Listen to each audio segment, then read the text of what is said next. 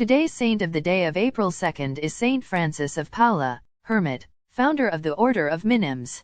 He was born in Paola, now province of Cosenza, on March 27, 1416.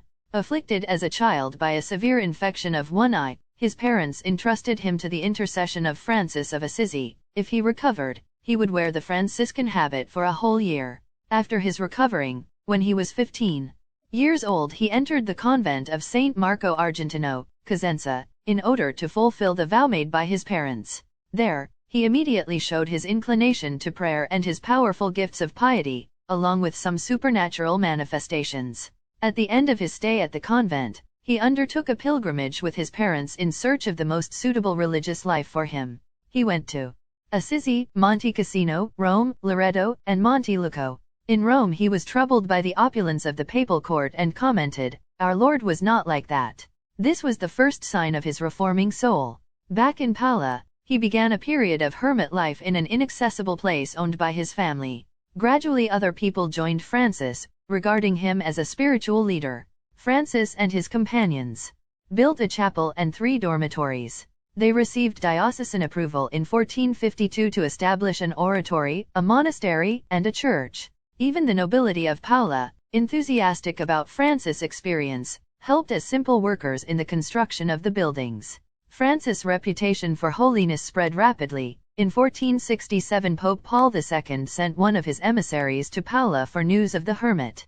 After presenting his report on the monastery, the papal legate himself decided to join the community. On May 17, 1474, Pope Sixtus IV officially recognized the new order with the name of the Hermits of Saint Francis of Assisi. The rule was formally approved by Pope Alexander VI, who changed their name into the Minims. Loved and sought after as a spiritual guide, Francis was also considered the only authority able to oppose the abuses of the Aragonese court in the Kingdom of Naples, standing at the side of the poor.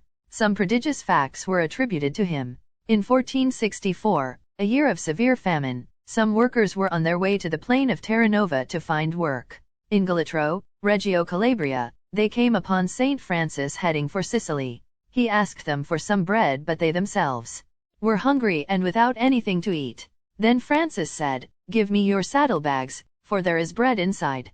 And so it was. In their bags the workmen found hot and steamy white bread. And the more they ate, the more it grew. According to another story, a boatman refused to take Francis and his companions to Sicily. The saint then spread his cloak on the water so that they could cross the strait. Another charisma attributed to the hermit was the gift of prophecy, as when he foresaw the fall of the city of Otranto into the hands of the Turks in 1480 and its subsequent reconquest by the King of Naples. Brought by Neapolitan merchants, the fame of Francis arrived in France at the court of Louis XI, who was ill at the time and who asked Pope Sixtus IV to bring the hermit to his bedside. Both the Pope and the King of Naples saw in this invitation the possibility of political advantages. Francis, however, obeyed the papal imposition with difficulty. He was used to his hermitage and would reluctantly adapt to court life. On his arrival, King Louis XI knelt at his feet. Although he never recovered, the action of the hermit at court led to good relations between the papacy and the French monarchy. Francis was approached by common people as well as by academics in search of spiritual guidance. He lived in France for 25 years, working the land as a peasant and increasing his reputation as a reformer and a penitent. Through the aggregation of some Benedictines and Franciscans, his Calabrian congregation abandoned the hermit life for the Cenobitic one, leading to the foundation of the secular Third Order and to that of the nuns. Their respective rules were definitively approved by Julius II on July 28, 1506. Francis died in Tours on April 2, 1507. His fame soon spread through Europe thanks to the 3 branches of the family of the Minims, friars, nuns, and the Third Order. He was canonized on May 1, 1519, only 12 years after his death, during the pontificate of Pope Leo X, to whom he had predicted his election to the papal throne when he was still a child. On April 13, 1562, some Huguenots forced his tomb and on finding his body uncorrupted set it on fire. The few remaining relics are kept in various convents of the Minims, including Palermo, Milazzo, and Paola.